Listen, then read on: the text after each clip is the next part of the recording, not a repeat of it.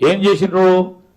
అనేక ఈ మీటింగ్స్ ఏర్పాటు చేయడంలో వారు అటెండ్ అయిన 2020లో 27వ తారీఖు జూన్ మాసంలో 2020లో గౌరవ మంత్రి గారు, ఆ రోజున్న కేటీఆర్ గారు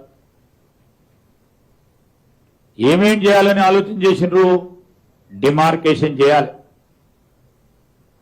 బౌండరీ ఫిక్స్ చేయాలి, మూసీ నది పైన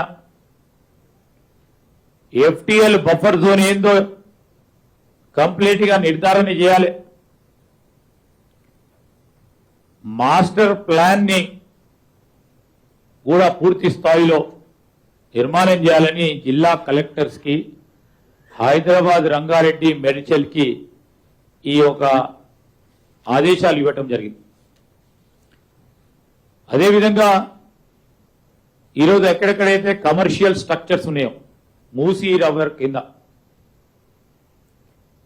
ఎంక్రోచ్మెంట్స్ ఉన్నాయో, అక్రమంగా నిర్మాణాలు జరిగిన ప్రాంతాలు ఏవైతున్నాయో వాటన్నిటి విషయంలో స్పష్టంగా ఖచ్చితంగా మనం ముందుకు పోవాలని ఈరోజు Musi river front development project ని యుద్ధ ప్రతిపాదిక మీద తీసుకోవాలని వారు చెప్పటం జరిగింది. దాంట్లో ఆ డెవలప్మెంట్ ప్లాన్ లో వారు రోడ్లు కానీ 100 ఫీటు పెద్ద రోడ్ల నిర్మాణమే కానీ, దానికి సంబంధించి ఎక్కడ అవసరం ఉంటే అక్కడ బ్రిడ్జ్ నిర్మాణాలే కానీ, ఇవన్నిటిని కూడా స్పష్టంగా ఆ మినిట్స్ లో వారు పేర్కొనటం జరిగింది. అక్కడి వరకే ఆగలే. 2021లో మళ్ళా జూన్ మాసంలో 25వ తారీఖు నాడు మరో మీటింగ్ ఏర్పాటు చేసుకొని కార్యాచరణ మొదలు పెట్టాలి, అక్రమ కట్టడాలు ఎక్కడ ఉంటే నిర్దాక్షణీయంగా కూల్చేయాలి.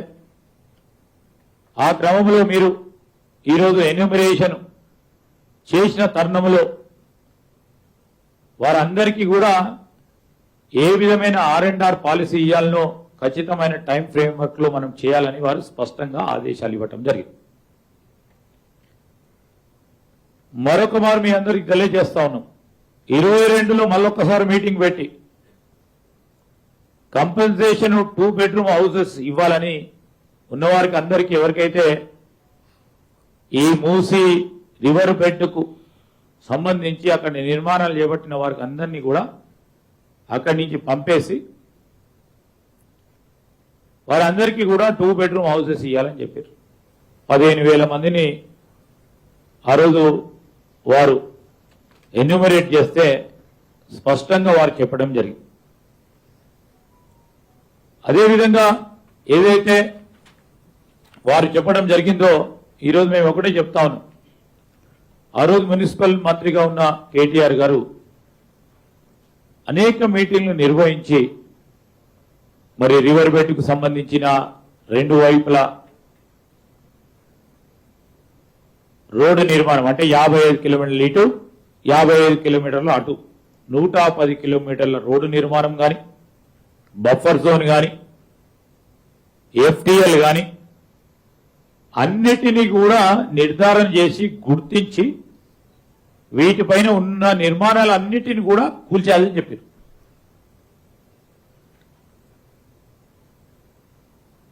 వారి స్ట్రాటజీ పరంగా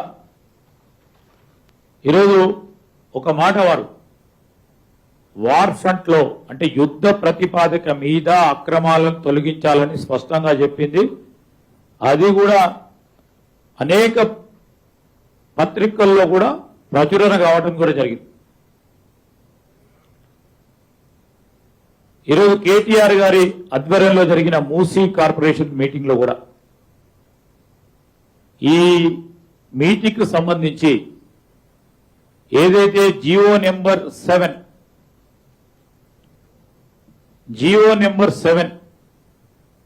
2016లో ఒక జియో ఇవ్వటం జరిగింది. ఆ జియోలో ఏమన్నారు?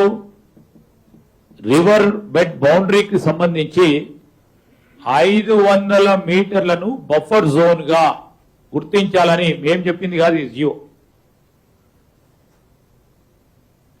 50 మీటర్లను బఫర్ జోన్ గా నిర్ధారించాలని బీఆర్ఎస్ పార్టీ ప్రభుత్వంలో ఈ జీవో తీయటం జరిగింది. మేము జీవోని ఏది చేంజ్ చేయాలి. ఇప్పటి వరకు ఆ జీవో పరంగానే ముందుకు నడుస్తా ఉన్నాం.